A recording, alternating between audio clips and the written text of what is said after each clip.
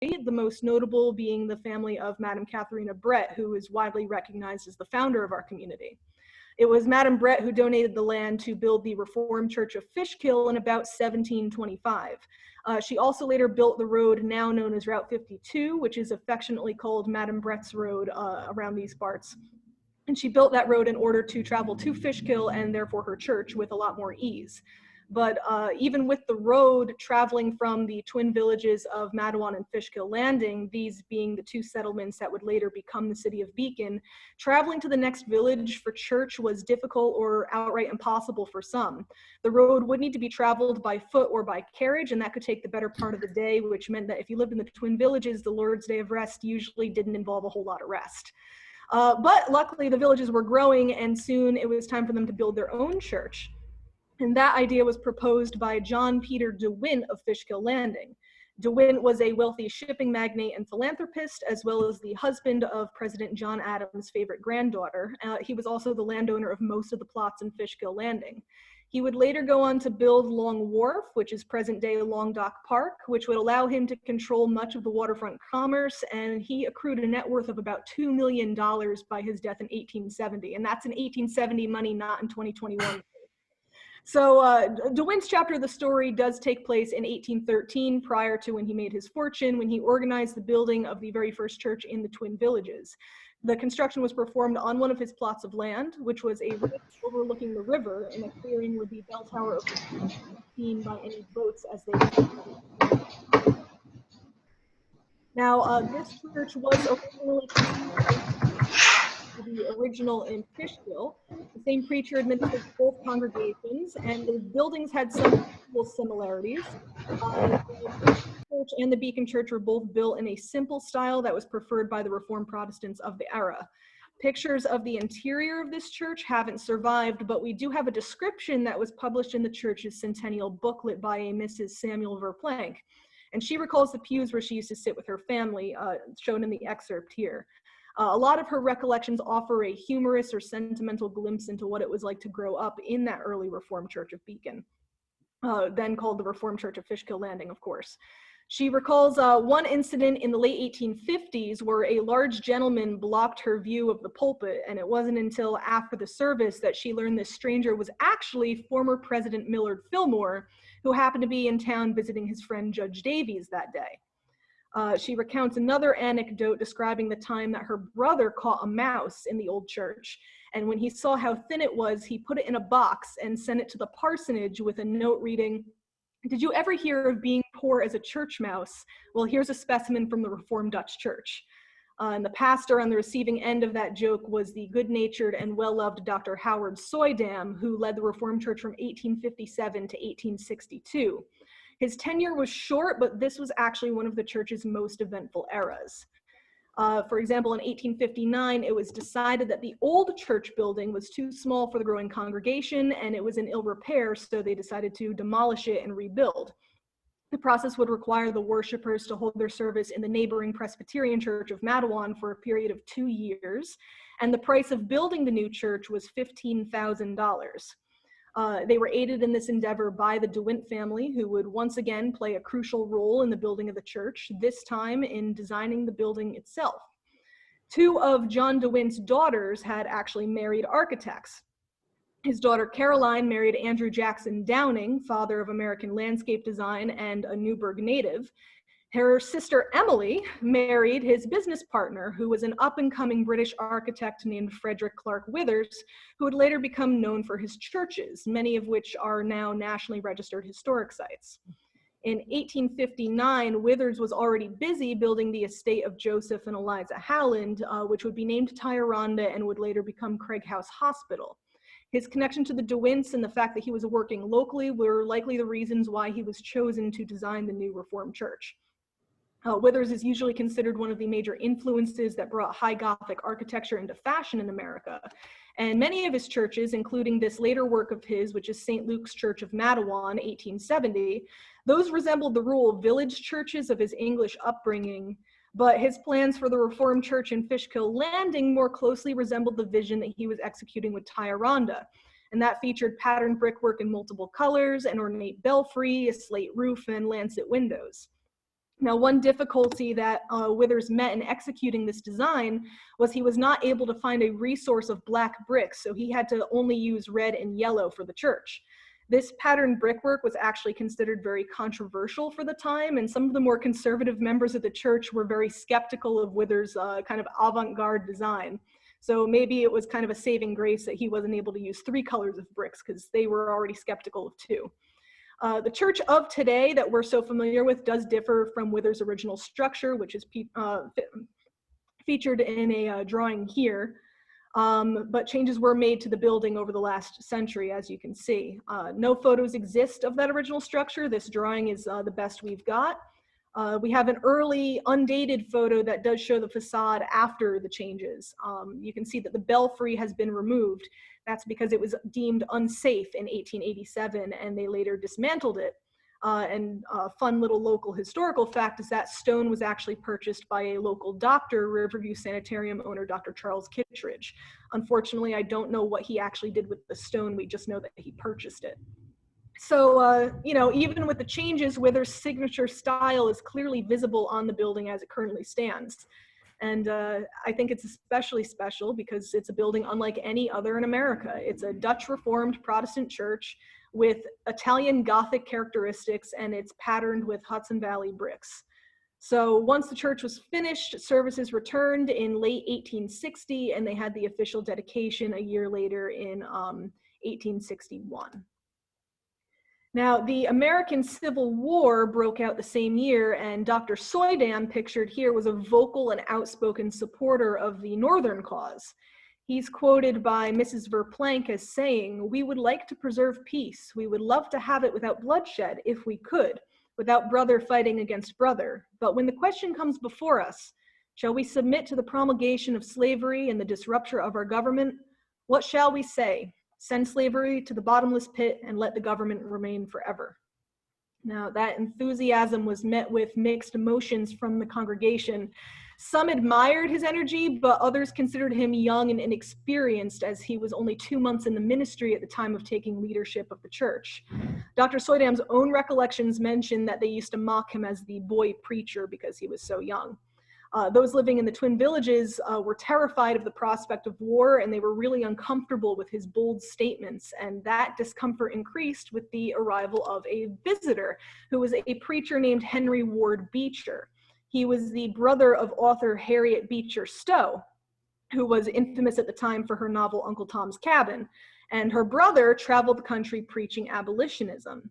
Soydam invited this celebrity preacher to give a few sermons at the new church, and when Beecher accepted, the church members panicked. Some warned Soydam that he was actually putting the church in danger, and one Mr. Addington reportedly threatened Soydam with unspecified harm if Beecher was allowed to speak. But speak Beecher did, to a house packed wall to wall. His sense of humor and his kindness won the crowd over, and many of them were in tears by the end of his sermon. And even Mr. Addington returned the following day to the parsonage to inquire if Beecher was going to be invited back to speak again. And he was. Beecher visited the Reformed Church many times afterward, and he was always greeted with enthusiasm after that first visit. So just a few decades later, 1913 marked the centennial of the church's founding. The entire history of the church to that point was recounted in the centennial book compiled by the aforementioned Mrs. Verplanck and other church elders, including Beacon's Benjamin Hammond, who made a name for himself not only with the pesticides and paints of his Hammond paintworks, but also as a long-serving president of both the local Board of Education and the Mechanics Savings Bank. Now, describing Hammond as Beacon's man is intentional because 1913 was also the year that Matawan and Fishkill Landing incorporated themselves into the city of Beacon, and that new name is proudly displayed on the cover of the church's centennial book. And for those of you who are keeping score at home, this makes the Reformed Church of Beacon a full century older than the actual city of Beacon, which is bragging rights if I've ever heard of it. So the turn of the century unfortunately brought new hardship to the church as they struggled to find consistent leadership. Records describe a brutal, decades-long hunt for a preacher, and in the meantime, the church often had to rely on supply preachers from the Theological Seminary at New Brunswick. From the 1930s to the late 1950s, the church clerk sent hundreds of letters to prospective pastors.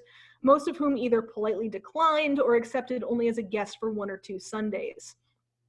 The unfortunate truth is that the church mice of the Reformed Church just couldn't compete with the salaries that were offered by metropolitan churches. And many of these candidates were reluctant to move to a rural industrial setting like Beacon. Sometimes a preacher would agree to stay. For example, in 1960, the church celebrated the 100th anniversary of the Withers building with the installation of Reverend Gabriel S. Lee. But unfortunately, like many of the church's preachers through the early 20th century, Reverend Lee only stayed a few years before eventually moving on. The world was changing, and the Mid-Hudson region was changing more than most. There was the construction of the Newburgh-Beacon Bridge, and later during urban renewal, Route 9D was paved through the front yard of the church. But the congregation did manage to stay on the positive side of all this change. There's a statement I like from the 150th anniversary brochure in 1963 that captures that tenacious optimism. They said, "No longer will our church be the landmark most prominently seen by the people arriving in Beacon via the ferry. Instead, it will be seen by the greater number of people using the new bridge." The Reformed Church was still the very first church that people could see when they were approaching Beacon side of the river, and that represented a great deal of hope. And the Reformed Church had a symbol of pride as well. That was the grave of a founding father. Colonel William Few was a Georgian representative who had signed the U.S. Constitution and died in 1828 when visiting his daughter's family, the Christies, in Fishkill Landing. His family placed him in what was intended to be the family vault in the Reformed Church's graveyard, but many of the Christies would place their graves elsewhere. And with no formal marker to identify his resting place, Few faded into obscurity until 1938. By then, the grave of every other signee of the Constitution had been located. Colonel Few's presence in the Reformed Church cemetery was not well documented, but church tradition held that he was inside the Christie vault. So ultimately, the vault was opened, and by that point, not much remained except for a tiny silver plaque that bore the name William Few. So together with the Sons of the American Revolution Georgia Society and Beacon's own Daughters of the American Revolution Melzinga chapter, the Reformed Church had a ceremony to mark Colonel Few's grave, and for a brief moment, the church held a place in the national spotlight. But when it was over, the church still had to attend to their more everyday concerns. There were necessary repairs to be made to the Withers building and the parsonage, and families who had belonged to the church for generations were moving away from Beacon and the Hudson Valley, as the region began a slow decline into an economic and industrial downturn that would last for decades. And then in the 1970s, Georgia called again, and this time they wanted their founding father back. Newspapers like the New York Times slandered the Reformed Church and the city of Beacon, painting the region as obscure and neglected. Those journalists and Georgia politicians could not begin to understand what the city of Beacon was going through, and they couldn't begin to understand the pain that their words and their actions would cause for the Reformed Church. Plans were already in the works to restore the cemetery, the Christie Vault included, but it would have been too difficult for a congregation of about 60 to fight the state of Georgia. So the remains of Colonel Few, which were by now only a few bone fragments and teeth, were ceremonially removed to Augusta in the October of 1973. The Few Memorial Stone was moved to the front of the church, where it remains today in a place of honor. Now, the positive side is that this actually caused an unprecedented uptick in the church attendance. By 1975, only 2 years later, the church reported membership of around 80 regular members, as opposed to the 60 in 1973. Now, through the 80s and 90s, the economic situation in Beacon continued to decline. Frequent changes in leadership and an aging congregation meant downsizing, but the Reformed Church never lost their sense of community. When I spoke with some of the members about their memories of the church, they recalled with a lot of fondness their mum sale every fall, their Christmas celebrations, and their yearly Easter egg hunts. In the summer, there were bonfires and worship held under a big tent, and that was especially when it was too hot to stay inside. And after every service, they gathered in the fellowship hall, not just for coffee, but for sometimes a full Thanksgiving dinner, like a real home-cooked meal. And that's because that's what the Reformed Church was to the faithful. It was their home. And it was a home that each member had a special connection to. I remember one woman told me a story about a hike she took up Mount Beacon, where she went to the top and looked down at the city below, and she saw the sun shining on that steeple of the Reformed Church. And she had never noticed that church before, but the following Sunday she went and she became a member, as she described it, the little church that called to me. And I understand how she feels, because that little church called to me too. In January of 2019, I decided to pay them a visit as a historian and a fan of Withers architecture, just to look around and learn what I could. The congregation was small, a dozen of the nicest people I ever met. They invited me back into the hall for fellowship, and I ended up staying the entire afternoon. I went back almost every week for a year. I was a complete stranger to them, but the welcome they gave me was the warmest I have ever received. Sadly, the Reformed Church of Beacon finally closed in May of 2020. And shortly afterward, I was invited by the pastor, Jan Fritzinger, and some of the church elders to come take a look at the church's archives. What we found was a veritable treasure trove, 207 years of documents, photographs, and records pertaining to the church. And that meant a near priceless, irreplaceable resource for local research, including the names, baptisms, marriages, deaths, and correspondence of church members spanning 2 centuries. Permission was granted by Classis for the Beacon Historical Society to borrow the archives for digitization, and this is why the story of the Reformed Church of Beacon is not over yet. So before we go any further, I'd like to introduce you to my partner in crime during this project. This is Caesar. Caesar is the digital scanner we use to take high quality photos of every single document. Caesar is operated by a foot pedal, very much like a sewing machine, and that leaves my hands free to turn pages and handle documents. When working with large books, I use these yellow tabs to hold the books flat, and the computer will actually automatically edit those tabs out of the photo. Through this process with the foot pedal and the tabs, Caesar and I can process a 300-page book in about 40 minutes, and that's just by turning the pages and tapping the pedal with my foot for each page.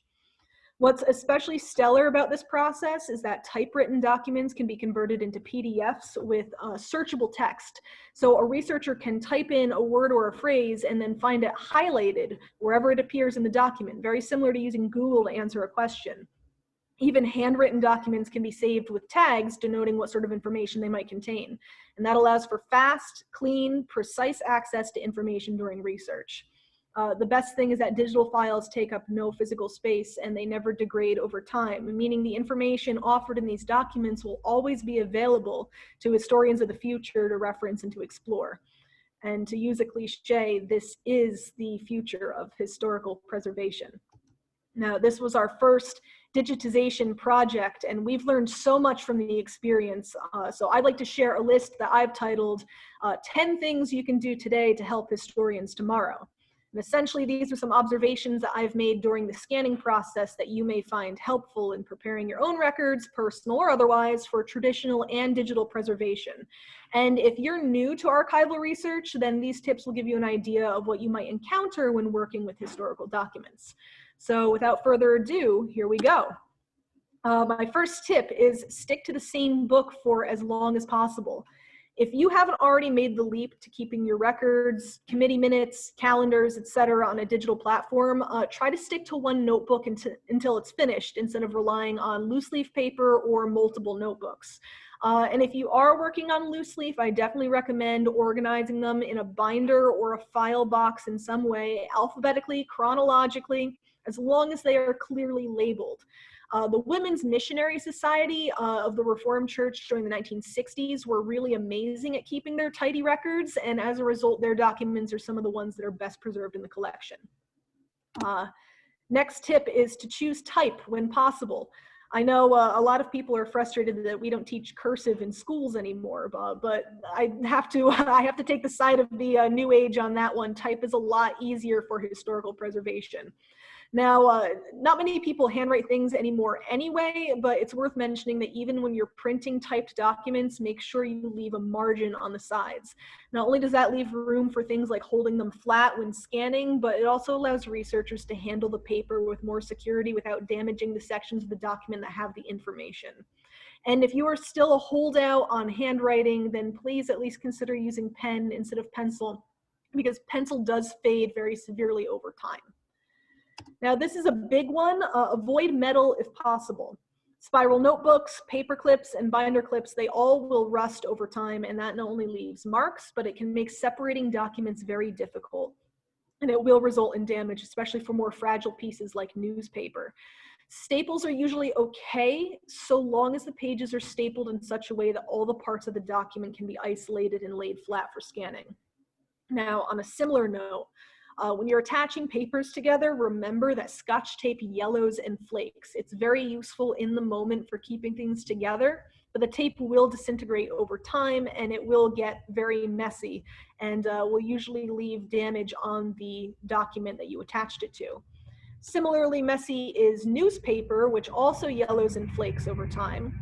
Now, newspapers are one of our most treasured research tools, but they're also one of our messiest resources. They crumble, they tear, and if you close them between the pages of a book, like in this image, then they will leave shadows behind as they degrade. I personally don't mind the newspaper shadows because they're harmless. I think they look kind of cool. And newspapers pressed in books are usually better preserved than others. But if you're an exceptionally tidy person and this is the sort of thing that's going to bother you, then you may want to explore other possibilities for storing your newspaper clippings. But whatever you do with your clippings, whatever you do, please do not attach smaller pieces of paper to large ones this way. Top photo, some of that information is obscured, necessitated me flipping over that little piece of paper and making a really weird sized photo to get all of that information. If you are preparing documents for record keeping, whether that's for digitization or otherwise, and you have smaller pieces of paper that need to stay attached, either staple them or, my recommendation, use like an archival glue stick and glue them flat to a larger piece of paper. Makes them much, much, much easier to manage. Now, this is a very important one. Label everything. I am incredibly serious about this, and I cannot get more serious about this. Label everything. Put a date on everything. It can be really difficult for historians to place your document in a greater context without knowing where on the timeline it belongs. And probably more important, please label the backs of your photographs. Put the names on there, even if you don't know their whole name, even a first name is helpful, better than nothing. You remember who the person in this photo is now, but chances of your children remembering are very slim, and chances of your grandchildren knowing are next to none, and chances are of historians 100 years later knowing a nameless person in a photo. It can make things very, very difficult. So please label the backs of your photos, because an identified photo is a piece of that person that gets preserved forever. My example here is we have the name of Dr. McCullum, who was one of the Reformed Church's pastors, and then here is his photograph. When it comes to photos themselves, try to avoid glossy finishes. I think of a lot of the photos that came out of the 80s and 90s with that high gloss finish on them. In order to take really high quality scans of images and documents, the scanner uses very bright lights to illuminate the scan desk, and glossy finishes on photos means extra finagling to take a picture with no glare. For this reason, I actually prefer the old cabinet photos of the turn of the century, and that's like what Dr. McCullum's was, where it's got a matte finish on the front of the image. Now, this is more of a warning to those who are interested in working with 100-year-old documents, and that is there will be bugs. Bugs happen. This is just a natural consequence of things being stored in basements and attics and closets. Bugs will not hurt you. What can be dangerous is mold. If you have a document that's been damaged by mold, make sure you isolate it from the others so that way the mold doesn't spread. Luckily, documents that have been exposed to mold can be cured if you put them out in some fresh air and sun for a few hours, and that will eventually kill the mold. Now, the most important thing is to remember that absolutely everything you do is a part of history. Now, the best way I can illustrate this last point to you is through some of the human moments, the funny, the sad, or the just plain weird things that I found combing through the fairly humdrum scores of committee minutes and baptismal records. Now, most of these came to me by way of a man who I've come to consider my friend, a clerk named Frank L. Hedges, who was a house painter by day and a prolific letter writer by night. Hedges also kept copies of every letter he wrote from the 1920s to the 1960s, organized alphabetically in a big Van Tyne file box. He was the one who wrote so many of those letters looking for a permanent pastor for the church during that period, but he also kept correspondence with local businesses, with other churches, with various organizations, and on one occasion with President Franklin Delano Roosevelt. Hedges also had a particularly blunt way of writing that made me laugh on more than one occasion. For example, here he tells a contractor hired to repair the church to do the job before the wasps get active, as the top of the spire is full of them. And here he writes to a visiting pastor asking for clarification of a rumor concerning the church being for sale, which according to Hedges, it was and is not. Now, still another example was from yet another visiting pastor who was cautioned that if he planned to take the ferry, to not consider it because they're tied up for the first time in over 800 years by a longshoreman strike. And it's worth noting that the ferry did not then, and nor has it yet, celebrated an 800th birthday. These small moments are essentially footnotes to the more conventional history that they're embedded in. And they're worth far more than just names and dates because they offer a window into who the people of the church actually were. Furthermore, these are the pieces of history that are often lost outside of a large-scale digitization effort, as they'll usually be discarded to save space for more official or informational documents. But in my opinion, these are the pieces that are most worth preserving, because how else would we remember Mrs. McElrath, whose letter asks that the church accept a donation of 60 cents, this being the final pocket change of her little boy Alexander, who gave it to her 2 days before his unexpected death. How about H. Mortimer Brockway of the family that ran Brockway Brickyards? He was an IBM manager and school board president, but how else would we know that he liked to draw on his handouts when he was in meetings, or that his favorite doodle was his signature? Here's a letter from the Star of Bethlehem Baptist Church attempting to offer, in a very feeble way, the deepest thanks from the hearts of their entire membership for a chicken dinner that was hosted at the Reformed Church. And honestly, if the food was that good, why shouldn't we remember it? Isn't it worth remembering Mrs. George Menny, who wrote the script for a play called The Preacher's Been Here, with a note to Mrs. Reed to ask her, please be grandma?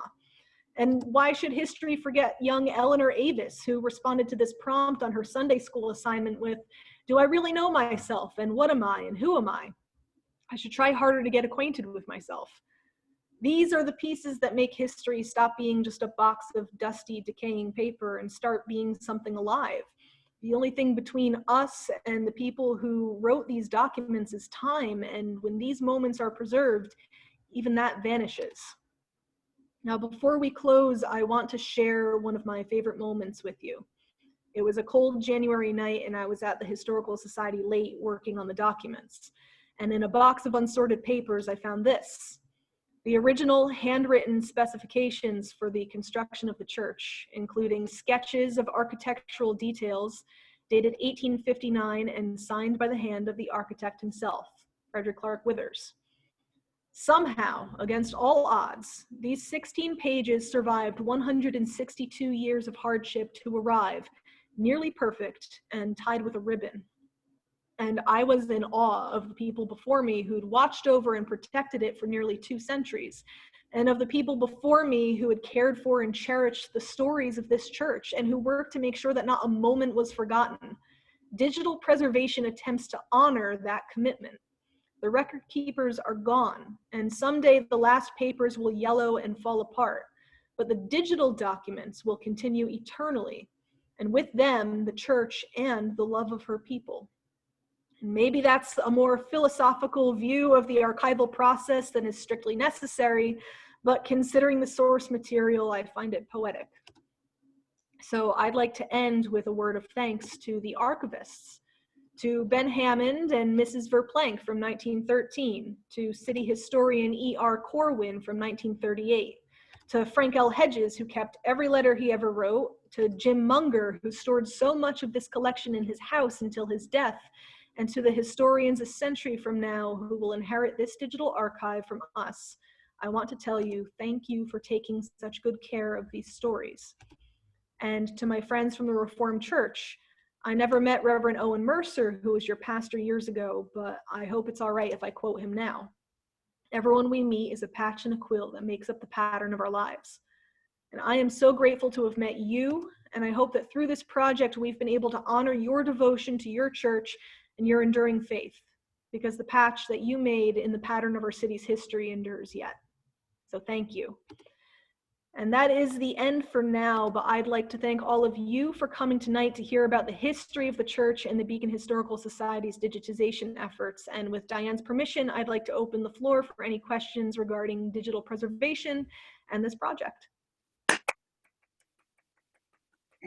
Emily, thank you so much. That was really amazing. Let me just set the camera straight.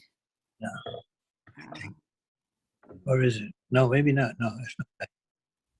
Hold on, I want to just get everybody open. Emily, can you stop this screen sharing so we can, Okay.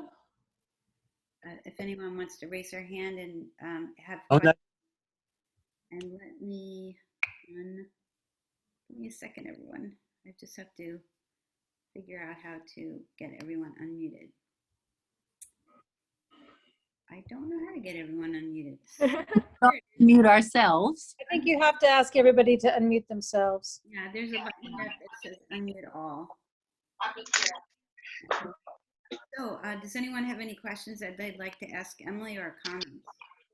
Oh, I just want to say what a wonderful presentation that was. That was really interesting. Thank you, thank you. I am so fascinated by the story of this church, and it's really been an honor and an adventure on top of that to be, able to handle physically every piece of their history through this project. I've spent, months just sitting late, sometimes past midnight at the Historical Society prior to our move, working with these documents, and it's been really a project experience.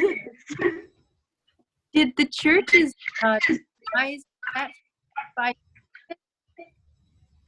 Can you repeat that, please? Was the church's demise hastened by COVID? Because if I heard correctly, it was closed in May of 2020. Yes, I would say COVID probably was a factor in the closure of the church. I know that we had to stop having services on account of COVID. Like most of the churches in the country, we had to stop meeting in person because of COVID. And, obviously I wasn't on the inside of the church. I call myself a friend of the Reformed Church. I went to visit with them every week. I'm afraid I'm not sure of all of the factors that went into the closure of the church, but I can only imagine that the COVID was a factor. It's a tough time for organized religion. It's a really, really tough environment right now. It is. Emily? The congregation had been struggling for a long time. They didn't have a regular pastor. The congregation was really small. The financial problems of supporting a historic building. I'm from Fishkill Reformed, and I know our previous pastor, Gloria, had been their supervising pastor, and they were just really struggling for a number of reasons before COVID for quite a long time. And I think COVID was just the final nail. Okay. Emily, could you give us some perspective or appreciation for the size of the collection of the documents that you worked on? You mentioned the types that were included in it, but how many documents are we talking about? So this is a question that I've had a lot of people ask in regards to the project, and I really wish that I had started keeping a tally at the beginning to actually be able to say definitively, oh, it's 1,000 and some odd documents. I will say that Frank Hedges' letters, which were stored in 2 boxes and spanned, like I said, from the 1920s to 1960s, those alone constituted, I'd have to estimate, maybe 400 to 500 individual documents. And that's just the letters of one guy who was clerk of the church for one small period of time. If I had to put a number on it, I'd say we're well past the 1,000 mark, if not closer to the 2,000 item mark. Yeah, I really wish that I had kept track of that. Of the exact number, but right now at the new building that the Historical Society just moved to, the collection is taking up one entire room. So it's quite a bit. And if you stacked all the boxes up on top of each other, they are well taller than I am, and I'm about 5'8". So I think it's a lot of documents. 15 or so boxes filled with materials. And a couple of big Rubbermaid containers as well, like the big 15-gallon things just of loose papers. So it's really, really an impressive collection, but you would expect that from 200 years of history. There's some stuff in there dating back to the early 1800s, and they kept everything, every piece of paper, every record that they could possibly keep, they kept. It's really fantastic. You don't see that in a lot of organizations. Usually you have people who they say, oh, what is this? And they chuck it out. Not the Reformed Church of Beacon. They hung on to all that stuff, and that's why it's such a fantastic resource for local research. Now that it's digitized, what will you do with the actual documents themselves? Will you keep those someplace? Well, the actual hard copies of the documents don't belong to the Beacon Historical Society. They still belong to the Reformed Church of America. And the plan is to surrender them back to Classis, which is the governing body of the church. They have the oldest theological seminary in America and in Brunswick. That's where they usually keep the records of every one of their churches that closes. So the documents will be going back to the church. And if we have any people from Classis in the audience, you know, I discussed this with a couple of you over email, but the hope is that maybe we could work out keeping a few things on a permanent loan or full display at the Beacon Historical Society, but that's further on down the road because we are not done digitizing yet. There is still a few hundred documents to go before we are done. I guess my question is, for posterity's sake, once you have them digitized, then are the actual physical documents less important and you don't need to store them in a mold-proof environment or something? Or I mean, I can't imagine you throwing them away or something. No, I think the physical documents always stay important. There is nothing that is ever going to top actually being able to hold one of these documents in your hands. The first one that comes to mind is the Withers document. That is 16 pages handwritten by one of America's most beloved architects. You can never get that same experience just by reading those words on a screen. So, you know, a lot of these documents, I would say they still have their value as they are, but the unfortunate fact is when it comes to paper, paper does decay over time. And you can keep it really, really good. The Declaration of Independence, you know, comes to mind. We've been holding on to that one for a while. But eventually, hundreds of years down the line, these papers will disappear just naturally. And, you know, it's insurance against that happening that we have these digital copies. So even when hundreds of years down the line, these things are gone, something of them has been preserved. Our CA archivist is here on this call with us, Matthew Gassero, so he might be able to answer some questions. Yes, so we spoke over email. Matt, if you want to speak on what Classis does with the documents when they come to New Brunswick. Okay, so basically, I just want to let you all know, first, this was fantastic. Emily, you did a fabulous job. This was amazing. Thank you, thank you, thank you. So what will eventually happen is the records will come to me, and I will catalog them and store them permanently and make them available. We can work out a loan, whatever you guys want to do. I'm more than happy to work with you. But everything will be taken care of, and I honestly, I can't wait to dig into these records and see what's there. I am so psyched.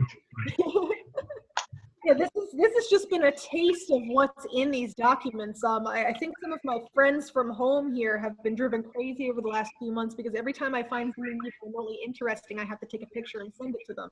Obviously, I couldn't include like every single interesting thing that I found in the presentation because otherwise I would still be presenting and would still be presenting an hour from now. But yeah, I really cannot overstate how fascinating the collection is. And just how many different angles of life in the Reformed Church of Beacon that get covered, you know, in its pages. It's really, really fascinating. Emily, so you're doing this, you're reading all these documents. It obviously has some kind of impact on how you view the city of Beacon and the community there. So what kind of impact does a project like this have on you personally? Oh my, that is quite the question.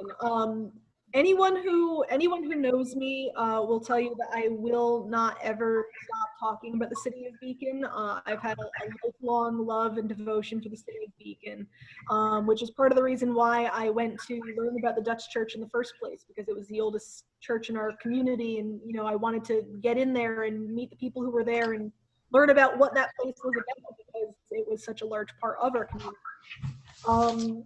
Actually being able to go through all of these documents, view history from all of those angles, it's I don't know, it's at times frustrating, at times breathtaking. Sometimes it's frustrating because you'll be reading letters about some problem that someone had back in the 1940s, and here in 2021, I already know how that problem got resolved, and I already know that it didn't work out well for the letter writer. So sometimes that's frustrating. And sometimes you'll have the same kind of thing where the opposite happened and something really, really wonderful happened to that person writing that document. And you're so excited, wondering where in this pile of documents am I going to find them getting the good news? When am I going to find out about when the good thing happened to them? So, I talk a lot about how if you know enough of history, especially local history, you can kind of be in a place and experience it all at the same time. You can stand in a place and the past is there and the present is there, and you have a faint idea of what the future might be like in that spot. And the Reformed Church archives have almost like opened a third eye, in a sense, that there's so many personal and intimate angles of our local history that now, I stand in a place and I say, okay, so-and-so lived here and I just read their letters at the church and they were worried about this, and they just had this marriage happen in their family, and they just had this death happen, and they had said this about this issue. It's that personal connection, almost as though these people who were dead 100 years before I was born are my living neighbors. So that was a really big takeaway from the project, was just that connection, that almost familial or friendship connection with people who I've never met and never would have outside of these documents. And it's really given me a great respect and an appreciation for what the Dutch Church or the Reformed Church has done for the city of Beacon and the role that they played in our history. Emily, I wanted to add also that when Emily first came to the church, she invited me to visit the Historical Society over in the old location. And I was just in awe of all the history that was there and on display. And we decided to do a little thing to look to see what history was there on the Reformed Church. And Emily goes to this 5-drawer file cabinet and pulls out a folder, and there was one picture of the Reformed Church, the oldest Protestant church in Beacon, that was on file with the Historical Society. So with that day, Emily, I was the pastor there and really got to know Emily, and she asked if she could borrow some of this historic information. And as a church, we really had no idea what was stored, We knew that there were probably records. So it literally, I want to thank, and it really was a divine moment when Emily walked through that church, because if she had not been there, I don't know where we would be today with preserving this history of the oldest Protestant church in Beacon. And we took weeks, her and I, we went through all those musty boxes. And along with another parishioner, I don't know if she's on, Tina, and hauling those boxes up and down the stairways on a very hot and humid few Saturdays. So Emily has really been a blessing, not only to the Historical Society, but she's been a real blessing to the Reformed Church of Beacon and to the greater Reformed Church of America, because without her, this would have never happened. Who would have known, who would have taken the time to look in the dusty corner of a damp basement for boxes and say, here, let's pull this out and look.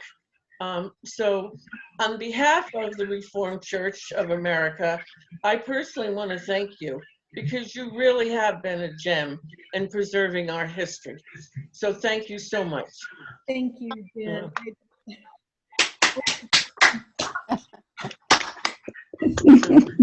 And I don't know. Thank you, Emily. I don't even know if I can begin to tell you how much that means to me that you said all that, Jen. Thank you. And the more boxes we pulled, the more excited she got. Lottery. It was every cabinet we opened, every closet we opened, there was more and more and more, and we kept finding more every time we went back. And it was like, I drive a crappy little 2012 Kia Rio, and it was stacked to the ceiling with these boxes.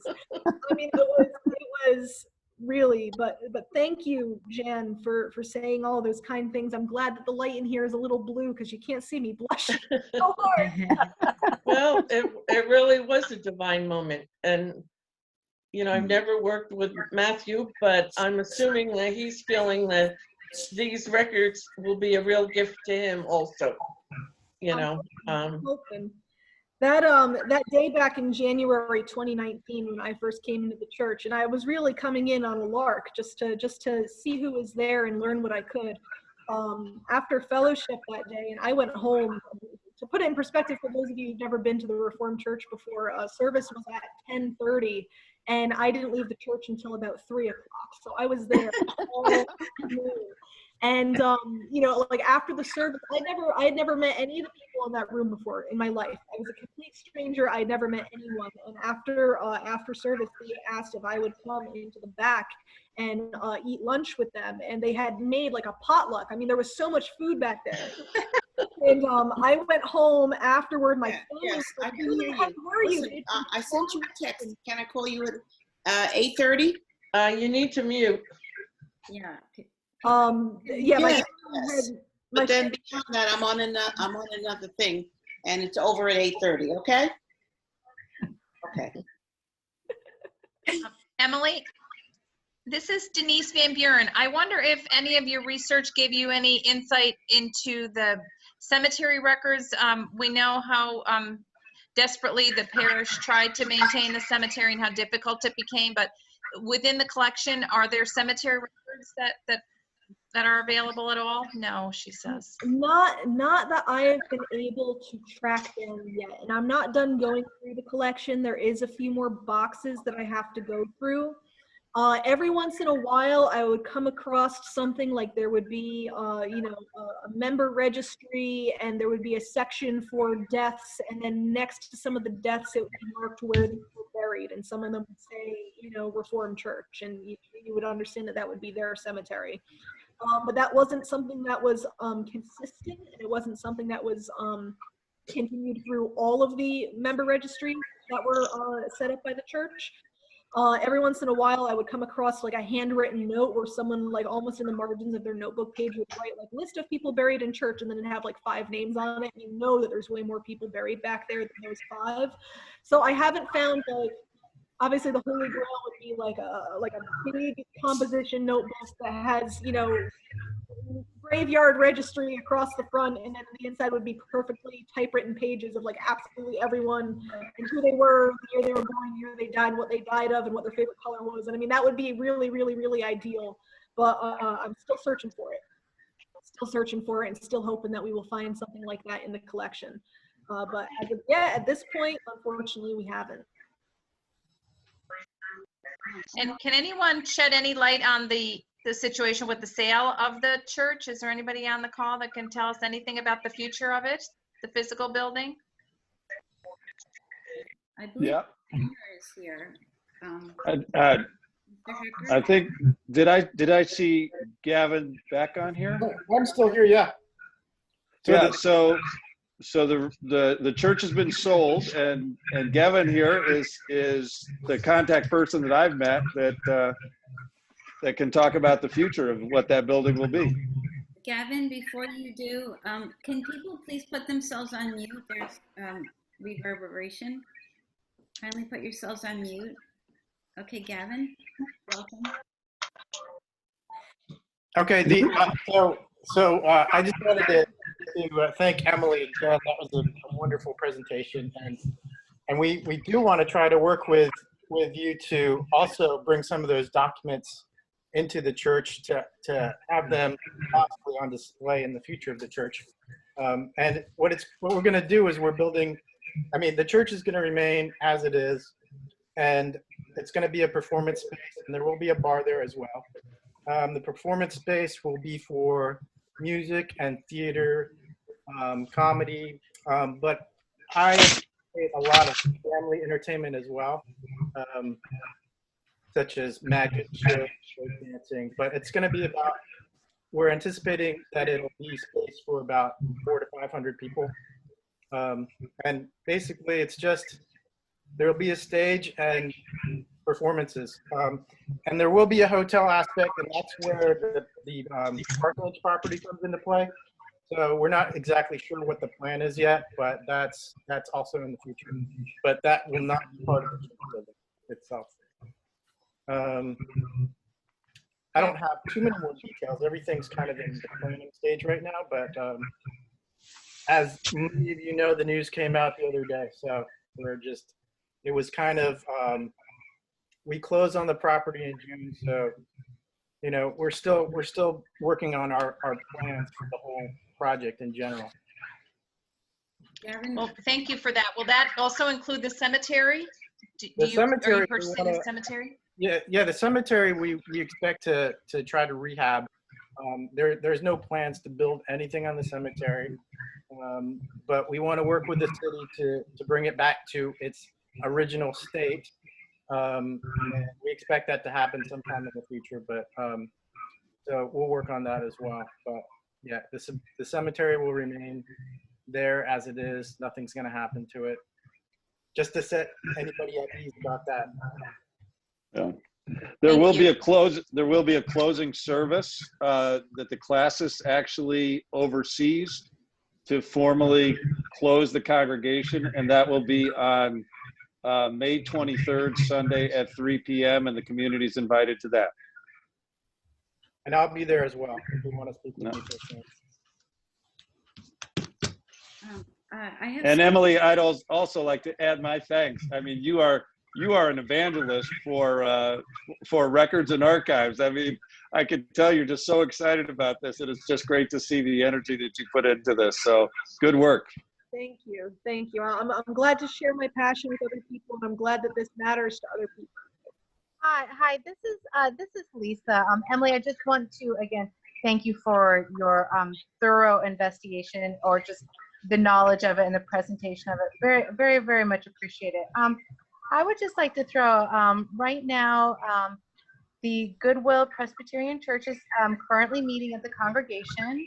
Everybody is invited to come and enjoy worship there, both traditional and contemporary worship. We have a great pastor, and we meet Sunday morning at 10 a.m. I just want to throw out there, this might be for Gavin if he's the new buyer, or as the speaker of the buyer. Are there plans in place to continue allowing the congregation meet there Sunday mornings, or what kind of consideration has been given to the current, just to the current state of the church, just to remaining a house of worship, period? In terms of the current congregation, I haven't spoken with anybody about them wanting to stay and have services there. I know that, are you talking about the Goodwill Church who rents it out, or the Reformed Church? The Goodwill Church that rents it out. Yeah, I'm not fully aware of their intentions. However, I do think that they were there because they needed more space due to COVID, but I'm not sure. I know they have a lease through August, I believe. So it's something we can discuss, and we're open to having services continue on Sundays. There will be some renovations in terms of the seating that goes on. So there will be times when it probably won't be available for those services. But I mean, we can talk about Sunday mornings, of course. I mean, it still will be a space where people can come and hold a service. So it's something that we can talk about.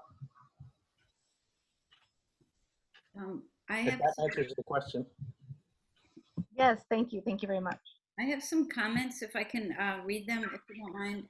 Tony Houston, who's the Fishkill historian. Is that correct, Tony? She writes, the vital records were transcribed once by the DAR and are available at Blodgett Memorial Library Local History Room, among other places. Tony, can you talk about that, please?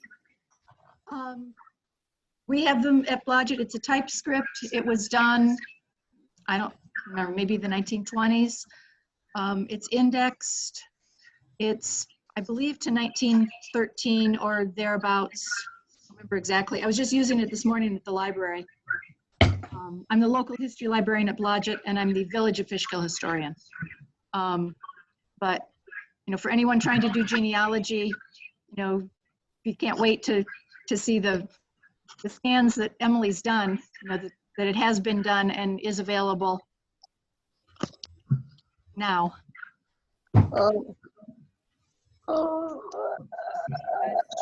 Pierce, as the moderator of the. So I guess I will add a shout out to Catherine Verplank, who was mentioned in Emily's presentation, who surely was the leader of that record collection at the time. She founded Milzinga chapter in 1896. And so one of the very first things that the chapter did was to go and collect vital records from all local congregations. So Emily was so sweet to list several other historians who went before her, and certainly Mrs.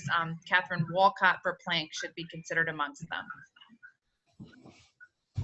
Okay, And also Dr. Poucher, who transcribed all of the cemetery headstones. So in Dr. Poucher's book with Helen Wilkinson Reynolds, Old Gravestones of Dutchess County, you will find all of the cemetery inscriptions as well at that time. And I think he was working about 1920, 1922. Thank you, Denise. Stephen Pierce writes, as the moderator for the Commission on History, RCA, please know how much I appreciated your presentation. So insightful. Thank you. As well as many other people follow that sentiment. Linda Jones asks, how extensive is your record collection of births, marriages, and deaths, and for what period? Do you have a sense of that yet, Emily? We've got records spanning spots from the early history of the church, the early 1800s, up to, I'd probably say the 1970s for sure. Probably not anything later than that I've seen so far.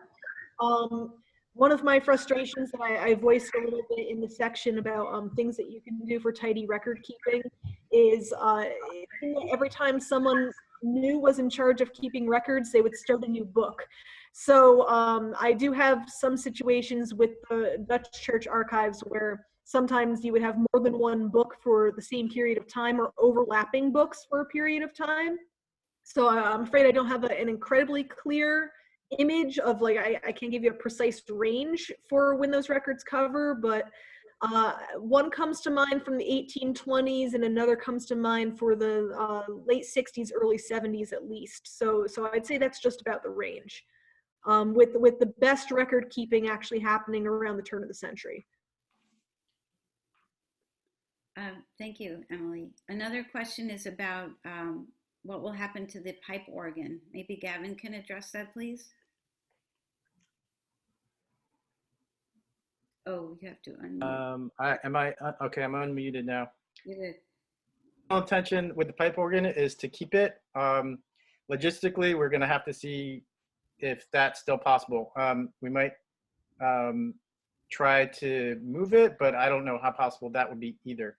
So the short answer is we want to try to keep it, but we don't know if it's gonna happen in its current state.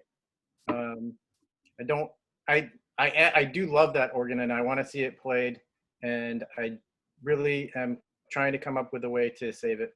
But I don't have the answer to that question just yet. Okay. Thank you. Does anyone else have any other questions? I just want to add, when you're looking at the baptisms and marriages, I think most of the 19th century is pretty complete in the DAR transcription. Emily, will this research be available to the public as you finish it? Yes, our ultimate goal with all of this digitization is to preserve these documents as part of the Beacon Historical Society's collection. So when the project is completed, and of course when our new building is open to the public, then the public will be able to come and conduct research using these digital documents for, research toward your family, genealogy, history of your home, history of the church, whatever you may find them useful for, they will be available through the Beacon Historical Society for that purpose.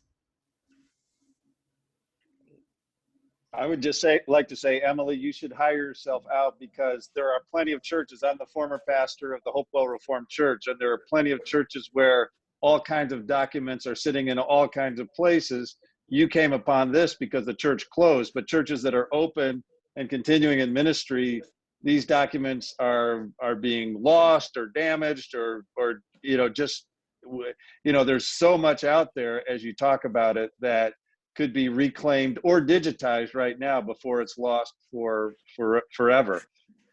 So you might have a very lucrative, well, I won't say that it's lucrative, but you had the one about the church mouse. Was that in this story about the dead church mouse? Yeah. Okay. The churches may not pay much for that, but it could be good work. Well, Thanks. If any other Beacon organizations, are interested in this kind of thing, I could always talk to the other trustees of the Beacon Historical Society about turning this into a thing, because we've really benefited our organization through this. I hope that we've done some good by the Reformed Church through this, and to the greater community and to the future of the community. I hope we'll get to be around to see that in the future. So, Emily, this is Lisa. One more question. The Beacon Historical Society and how you guys are preserving the history with these documents and knowledge and spreading the word. How can you, or how does this weave or work with or complement the actual buildings that are in place? Not just the Reformed Church, but any other old church that's here in the city of Beacon or Fishkill? I think a general awareness of history creates a personal connection to some of these historic sites. And when people are aware of what they have, they're loath to give it up. I remember growing up that a lot of my classmates, I'm born and raised in Beacon. I went all through the Beacon School District, still live here in town. And I remember being so frustrated hearing some of my classmates saying, "Oh, I can't wait to get out of here. There's nothing here." And I'd get so frustrated. But I mean, you can't just start yelling historical facts at someone in algebra class, So you can't do that. But if you are aware of what your community has, then you can't help but appreciate it. And when you understand what you have and you grow to appreciate it, then it becomes part of your life and you want to protect it. I think that's how it works for most people. It's how it's worked for me most of my life anyway. So, one of the missions that we have as the Beacon Historical Society is we bring this information to an accessible place where people who might not have known it otherwise, not too many people digging through the piles of paper that were in the Reformed Church archives. You put that information where people can access it, where they can understand it, where they can interact with it, and they hopefully walk away with a new appreciation of that part of their community. And God willing, a little fire lit underneath them to keep it safe from, anything that might want to harm it. So I hope that answers your question some. Well, Emily, thank you so much for an incredibly interesting and informative program. You did such a great job on the research. Thank you. And before we close, I do want to invite you to visit our website, beaconhistorical.org. We have we have Bob Murphy's blogs on there that you can enjoy if you haven't seen them yet. We have an exhibit on lost images, lost postcards, or lost places in Beacon that you can enjoy.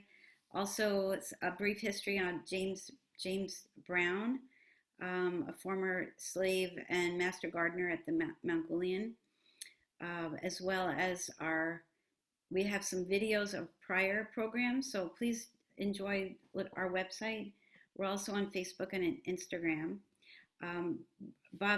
Denise Van Buren, who's here this evening, created or edited Bob Murphy's 38 years of newsletters, The book is available on our website, as well as at Bob's Corner Store, Beacon Bath and Bubble, and the other B word. Beacon Delights. Beacon Delights. Beacon Delights, Beacon Delights. So 3 They're all bees. That's right. So we hope you enjoy continuing to learn about the history of Beacon through the wonderful work that Bob Murphy did for the Society.